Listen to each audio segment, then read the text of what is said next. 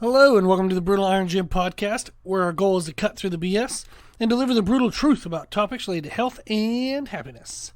Today's podcast is number 1394. The topic is mindset, and the title is My Worst Injury and What I Learned. So I thought this would be fun to share in the sense that you can learn from my injury rather than getting your own. And it's also things that, like lessons I've learned like before the injury that were tested and proven during the injury, and then lessons that I've used since the injury to continue to make my life better. So I was thinking this could be a good topic. And what's interesting when I talk to clients is very often people discredit their own accomplishments. So everybody who's listening to this, you have had a time in your life where it stunk, where it did not go the way you wanted. You had like an injury, whether that was physical injury, maybe emotional, mental injury, maybe you lost a job, lost a relationship, but we've all been through some shit. I think that's just part of life, unfortunately. And too often when I talk to clients when they're facing a challenge currently, they forget the strength that they've displayed in their past challenges and past successes.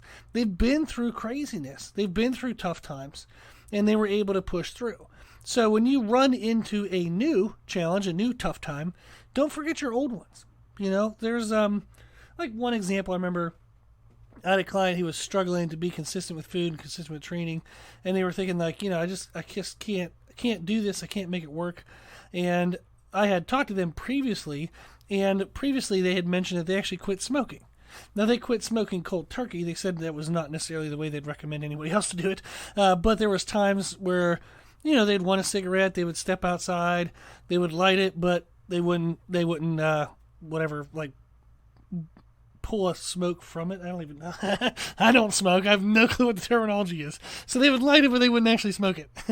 And there was times like that. There were times where, you know, they got frustrated and they would crush a pack of cigarettes up and throw them away. But then the next day they'd find themselves buying them at the grocery store just to have, just in case. You know, so those kind of things. So they had been through something that was an extreme emotional, mental challenge. And when they were faced with a new one, here they were thinking they weren't capable. And I'm like, you've already done really awesome stuff. Like, you've already done big things. You know, so I want to share kind of the lessons I learned, and I hope that it's something that you can say, yeah, I remember whenever I had these times or whenever I felt this way, and I hope it like renews your motivation, your self-belief of how strong you really are. So the injury that I'm going to talk about today, now I've been lifting for 22 years. I'm 38 years old. I started lifting weights when I was 16. I've never missed more than a week of training, and for several years I trained every single day. So I've done a lot of training in 22 years. Now when I first started, I knew absolutely nothing. I didn't pick up lifting from anyone. I basically kind of started, I didn't like the way I looked. And this happened when I was 15 years old. I was very skinny fat, and I didn't like that, and I didn't like the way I looked, and I was like, dang it, anyhow, you know, I kind of got mad at myself. I'm like, you should be better than this. You know, here you are kind of fat and lazy, and there was an internal voice that says like, well, I'm not fat and lazy. Why is this body fat and lazy? So there started to be this disconnect from who I was versus what my body portrayed me to be. So at 15 years old, I started doing push-ups and sit-ups every night. I thought push-ups would build my chest, and I thought sit-ups would get rid of my belly fat. I think it's hysterical that I thought, you know, physical activity in one area of the body would make a different result than in a different area of the body. So it's just kind of funny the things you think of when you just don't know any better. But that is kind of the thought I went with. I tried to do it every single day. It was 250 push-ups, 250 sit-ups. I missed 10 days that year, so it was still pretty damn good. I ate nothing. I thought if I ate nothing, my body would chew off body fat. So literally I tried to eat nothing. I was anorexic. I would eat maybe one meal a day, and then I would try to burn off whatever calories I thought was in that. Now, I didn't have a lot to learn from. My mom and dad were amazing, and they helped me get magazines every month from Walmart. I remember I'd get Men's Fitness and Muscular Development magazines, and I'd read them within the first night of having them. And then I would wait another 29 days until the next one came out. We didn't have internet at that time, so there was really no one I could talk to, and there was nothing else I could learn from. But I read a bunch of magazines. I got Arnold's Encyclopedia of Bodybuilding, read that thing front to back like 17 times in a row. So I could learn a lot from books, but technique-wise in lifting, I knew nothing because you couldn't see anyone lift. You know, where once we started getting internet, and we got internet I think around like 17 or 17 and a half when I was in high school. And it was dial-up internet, and I remember watching videos on RX Muscles in the Iron Asylum, and Dave Palumbo would interview bodybuilders, and all of a sudden I could now see people lift weights. And I was like, oh wow, okay. When they're in this position, they talk about squeezing and feeling this, and I was like, this is amazing. You know, this is everything I've been missing. So I would come home, I would download the 20-minute video. I think it'd take like 40 minutes to download a 20-minute video. I would watch it, and then I'd go downstairs and try to replicate everything with whatever equipment I had. So it was a time where I was very, very hungry for knowledge, but there just wasn't stuff available. And I was also training at that time from a period of like self-hate. So it was like I hated this body and I hated how weak I was mentally. So I was going to punish myself to try to create a better and stronger person. So my training was very aggressive. I didn't eat anything for 2.5 years. So it led to just a horrible baseline of recovery and general health. Combining that with sleeping issues I've had since I was, as long as I can remember, I had a lot of acid reflux. I had like esophagitis issues, and my sleep quality was trash. So even when I was younger, and I was very like I had surgeries and stuff on my throat when I was young, so my throat is twisted and it looks odd on the inside. So I would always have choking issues when I would sleep. So I had a sleep apnea test done when I was an adult, and they said I scored off the charts, basically. There wasn't a score for how bad it was. But a sleep apnea machine really didn't help because of the way my throat was twisted. So I've had sleeping issues my whole life. I've had all that kind of crappy beginning for the first couple of years. So it led to me, I've torn a lot of muscles. I've torn like intramuscular tears. I've never detached a muscle. But I have torn some things, some serious things. I broke my collarbone bench pressing one time because I broke my collarbone 3 times in my life. I had to get metal plates put in.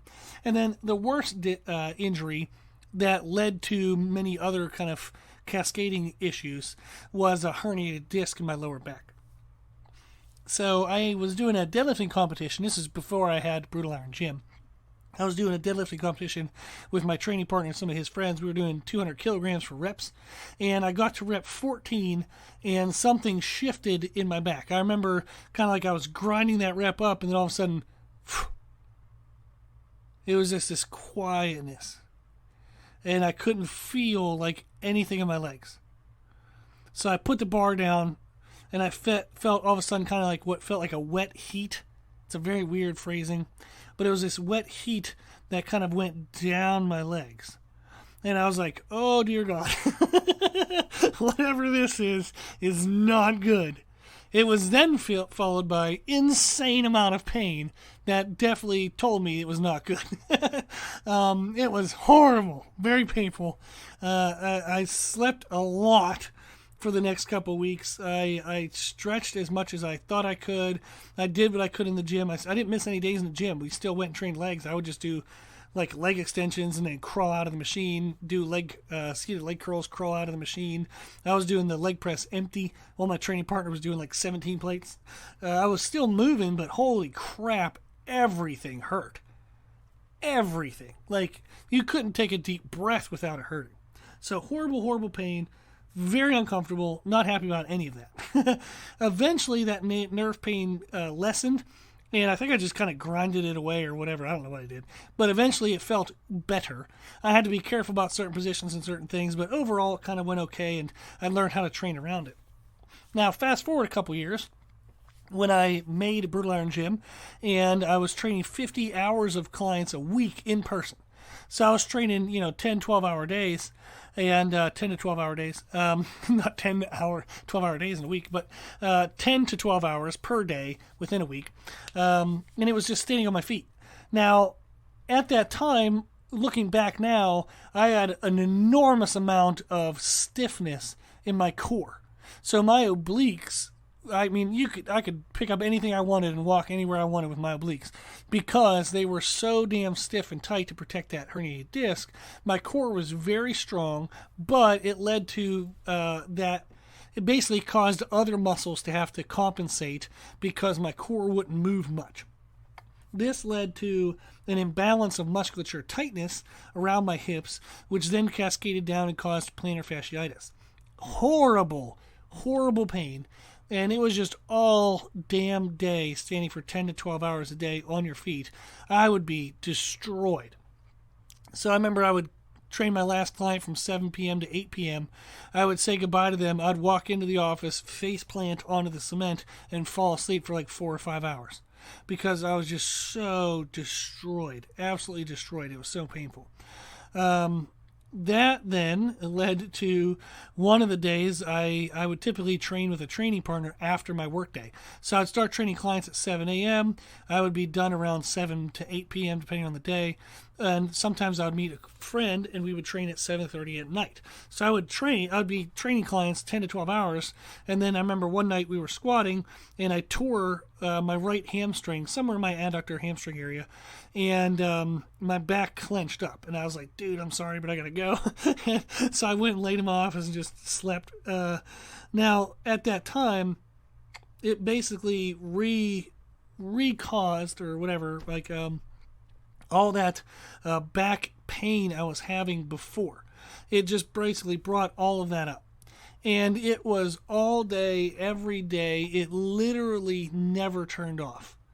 There wasn't a single position that I could get into that didn't have pain. Couldn't lay down, sit up, stand up, nothing. Literally all day, every day, pain.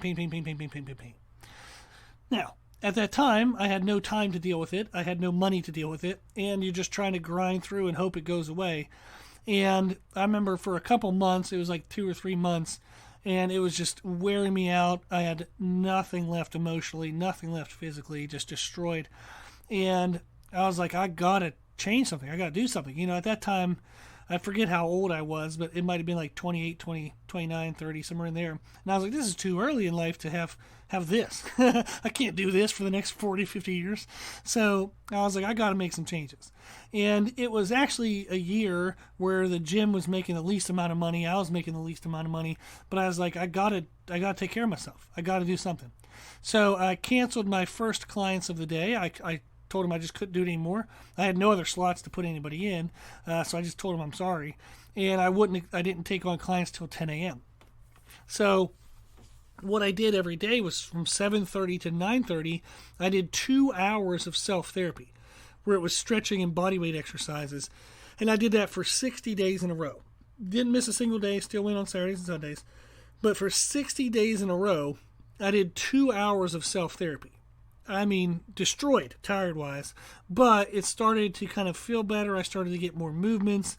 I could then start to reintroduce kind of weighted movements and machines, but the pain was still there, but it wasn't so, it didn't hold me back so much. It didn't hinder me so much. Now, at that time, I remember everything being so miserable, so painful that, you're questioning, like, should I just give up lifting? But I remember thinking to myself, well, what the hell would you do that for? That's just going to make everything worse. And why would it make it worse? Was because it was worse than my mental health. Am I gonna give up exercise and give up this passion that I love? I own a gym, for gosh sakes. It's what I love to do, and I would just picture myself being fat, lazy, sitting on the couch. And I'm like, you were that when you were 15. You were fat and lazy, and you hated it. You're not going to go back to that. That will not lead to a life that you want. You're just going to, you kidding me, man? Come on now. Shut up. And I would just keep working at it. So I worked on my core, stretched my hips. I took on a challenge. I wanted to kind of test myself and rebuild myself. So I took on this challenge of doing 6 a.m. cardio every single day. So every single day by 6 a.m. I would wake up and do cardio. Why 6 in the morning? Because every damn thing else got awake after that and got in my way. So I had to do it before everybody else woke up in the world. Now, if there was some reason why I wasn't going to be able to make 6 a.m. that day, maybe I was traveling home to meet my parents or, doing something else, I would get up even earlier. If I had to get up at 5 a.m., 4 a.m., 2 a.m. The rule was I couldn't do it the day before. So I couldn't do it like, say Tuesday and have it count towards Wednesday. It had to be on those 24 hours. That was a rule. Now, that was a goal for 10 months. I coincided that with a diet where I tried to have super high protein to see if it would help heal my injury while I was dieting. And I was like, well, we'll just see how much protein is actually beneficial. So I had a goal of eating 2 pounds of chicken a day. I ate roughly about 400 grams of protein a day, and that equated to roughly around 40% of my total calories. For those 10 months, I went from 270 pounds down to 207. So I lost 63 pounds. Along the way, I did realize that eating that much protein was useless, and it felt like horrible because it restricted how much carbs and fats I could have. So I actually had to reduce the amount of chicken, the amount of protein, and I actually lost more body fat faster when I reduced my protein. So that was a whole other experiment and lesson learned there. But that worked. So after 14 months of my back hurting every single freaking day, all day, I remember one day I ended a training session with a client and I went, holy crap, my back doesn't hurt. And it was like amazing. It's like that moment where you go, and there's like light shining down on you, and it was just like, thank God. So now it would still hurt with certain movements and prolonged sitting or standing, but it finally wasn't constant. After 14 freaking months, it finally went away. It gave me a chance to breathe. That was one of the hardest times in my life. I had clients 50 hours in person. I was still writing all their nutrition and training programs, cleaning the gym, doing the finances of the gym. I mean, gosh, you talk about 70-hour plus work weeks. And most of it was on my feet. 50 hours minimum on your feet. And you're still trying to train a couple times a week doing squats and deadlifts and all the other crazy things. So I was beating the living hell out of my body. But I started to take control of things. I started to make shifts. I made changes to my training, my nutrition, my schedule, my mindset. I mean, everything. I tried to take control of it, and it finally worked. It took 14 freaking months, but it worked. So 5 things that I learned through that injury. Number 1, running away doesn't make it go away. So I could have said, well, my back hurts when I train and exercise. Maybe I just won't train and exercise anymore. That might have shifted my pain, but pain wouldn't have went away. What would I have shifted it from? I'd have shifted it from my back hurts when I exercise to I'm sad because I've lost this dream of mine for my life. I'm frustrated with life, angry at life. I maybe would have quit the gym because if I couldn't exercise, and I didn't address it, I would have been in pain all the time. I couldn't have been in pain like that for 20, 30 years. My whole life would have fallen apart from what I wanted it to be if I had tried to run away from it. So the pain wouldn't have gone away. It would have actually magnified and shown itself in different ways. So running away doesn't make it go away. That was a big thing I learned, and I've tried my best to apply that to everything else in my life. When I run into a challenge, when I run into something that's stressful, I try to take a breath, realize what's going on, and recognize that I need to attack this now before it gets worse, and I sure as hell just can't let it go because it's only going to get worse. So that was one rule, one lesson that I learned, was running away doesn't make it go away. The second lesson I learned was if you want change, you have to be willing to change. This one I learned from when I decided to cut my clients to make time for me to take care of myself, to actually do my stretching and my therapy. It was the worst financial year of the gym, and I had to say I'm sorry to very good people. And unfortunately, that's been one hell of a crappy reoccurrence in business, is you just can't help everyone. And it sucks. Absolutely sucks. But at that time, I had to tell very good people, I'm sorry.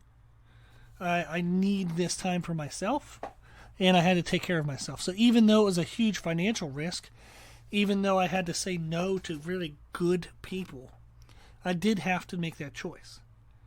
I wanted something to change, so therefore I would have had to be willing to make change. I couldn't just keep training everybody the way I was, eating the way I was, and keep everything the same and then expect my back to magically become better. I had to make a change if I wanted things to change. That came from really tough choices. I mean, I hated making those choices. But I did recognize that if I wanted something to change, I had to be willing to make changes. I had to change something about what I was doing to get a different result from what I was doing. The third thing I learned was to try anything. Literally anything that would remotely make sense, anything that would remotely give me a chance to be successful, try it. You might think, well, what if it fails? Oh well, try the next thing. What if that fails? Oh well, try the next thing. What if that fails? Oh well, try the next thing. I will never be a failure because I will never stop. If I continue to try, then I've never failed. I've just found one way that doesn't work. I know that sounds simple, but I've tried a lot of things in a lot of areas of my life that have failed. But it doesn't mean that I'm a failure. I mean, look at like business. I've tried a bajillion things in business. Oh God, embarrassingly so. And they didn't work, but my business is more successful than it's ever been. Even look outside the gym, like finances. I'm making the most money I've ever made in my entire life now, and that's come in spite of all of my poor financial choices. And I'm still here. One of my biggest flaws was underselling myself when I was younger. I didn't charge enough. I was very good, but I didn't charge enough. And that's something I've always wrestled with because I just want to help people. That's what I got into this for, was help people. But I do realize that I need to pay my own bills, keep the lights on in this gym. I need to be able to afford what like normal basic things of life if I want to be able to continue to help people. So that's something I had to learn. Relationships. I'm insanely blessed. I'm married to my soulmate, the person I think God made for me. But man, that took a long time. We didn't meet until 2019. So I've only been married for 2 years, and I'm 38 years old. So you can do the math there. It was a long freaking time that, you're trying things relationship-wise. You're trying to understand where you think your place is in life in that aspect. And it finally worked. I got where I always wanted to be. So I've tried a lot of things in my life, and they've failed along the way, but I am not a failure because I didn't stop trying. That's what I would encourage you to do, is try anything. If you're like, well, I don't know if that's going to be successful, well, you're looking at it too short term. It might work, it might not work, but it doesn't mean whether it's success or failure. It either worked or it didn't work. But as long as you keep trying things, you've never failed. You only fail when you stop, right? That the outcome is it didn't work. That would be failure. The outcome was I tried some things, they didn't work, so I stopped. That is failure. But if I tried some things, they didn't work, and now I'm trying new things, that's not failure because I'm still in the process. Stay in the process, right? Stay at it. Keep working. If you're not done, then the outcome isn't like concrete. You don't know what the outcome is yet because you're continuing to try more and more. So stay in the process. Try anything. Lesson number 4, decide once. That's it. If you think you want to do something, weigh the pros and cons, and then make your decision and follow through. So when I decided to do that 6 a.m. cardio every single day as part of trying to get my weight down to help my back, I lost 63 pounds. That's pretty damn successful. And part of that was doing that 6 a.m. cardio every single day for 10 months. In 10 months, I didn't miss a single day. What is that, 300 days? I didn't miss a single day of 6 a.m. cardio. And why? Is because I didn't decide each morning when the alarm went off. There was probably not a single morning of this 300 mornings that I actually wanted to get up. But I wasn't deciding on the morning. I decided before I started. I decided that this is something that I think will help me. I should do it if I want the outcome I want. So I'm going to do it. That's it. I decided one time. Decide once. So if you know getting up in the morning helps you live a better life. You know, getting up, maybe you exercise for 20 minutes before the rest of the world gets in the way. Decide one time. You might have to renew that decision every month or 2 months, but you don't decide every morning. You sure as hell will not want to get up every single morning. Don't decide each morning. Decide one freaking time. You can do it month by month. Say, you know what, this month, for the next 4 weeks, I will wake up early. I will exercise, and I will see the effect that has on my life. I will then decide in 4 weeks whether I want to continue that or not. But I'm deciding today. When that alarm goes off, you get your ass up out of bed. Don't you dare hit that snooze button. You set that alarm across the room. I've set the alarm on my phone and then slid it on my carpet across the room before. Because I have to get my ass up out of bed to turn it off. You decide once, you follow through. The fifth thing that I learned was I own my future. If I want a specific future, it is up to me to create it. I might not know all that it'll take to create that yet, but I'm going to find out along the way, and I'm going to own my choices. If it means I have to get up super early, if it means I have to stay up super late, if it means I have to say no when that's uncomfortable, if it means I have to say yes when that's uncomfortable. But I own my future because I own my choices, I own my actions. If I want a specific future, it is my role, my responsibility, it is my work to create it. So those are lessons that I learned from this injury, and I've had to relearn and reapply a million times over, but they are lessons that have helped me better my life over the years. I love where my life is right now, and I'm very blessed to be here, but I've also earned it. These 5 lessons can help you continue to improve your life. So again, lesson number 1, running away doesn't make it go away. Lesson number 2, if you want change, you'll have to be willing to change. Lesson number 3, try anything. Lesson number 4, decide once and follow through. Lesson number 5, I own my future. I wish you the best of luck towards whatever your goals are. If there's anything that I can help with, our email is brutalirongym@gmail.com. Reach out, let me know. But don't forget how strong you are. You've been through a lot yourself. Continue to refine that strength, continue to remember that strength, and continue to build upon it. Cool. Well, if you like today's podcast or the podcast in general, please consider sharing the podcast. The more people we share it with, the more people we can help. The whole goal is to help each listener live their healthiest and happiest life.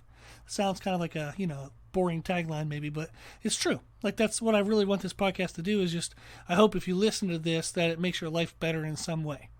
If it does, please consider sharing it so we can help more people as well. Thank you to the patrons of the podcast, people who financially support the podcast, so that we can keep doing this every single freaking day and keep it for free. The podcast is well over $1,000 a year for hosting costs. I give an hour to it every day, so I really appreciate the financial help. Just that way it makes this more sustainable. So thank you very much. You can consider giving at our website at www.brutalirongym.com. We have options for a one-time donation, monthly donation, yearly donation. Anything you do just helps keep this podcast up and running. It all goes right to the fees, so I really appreciate your help with that cost. Thank you. If you like the information we share in our podcast, you can find more from us on our social media channels on Instagram, Facebook, Twitter, and YouTube under the name Brutal Iron Gym. If you have any questions, feedback, suggestions, anything you want to know, let us know at our email at brutalirongym@gmail.com. As always, I hope this was helpful, and thank you for listening.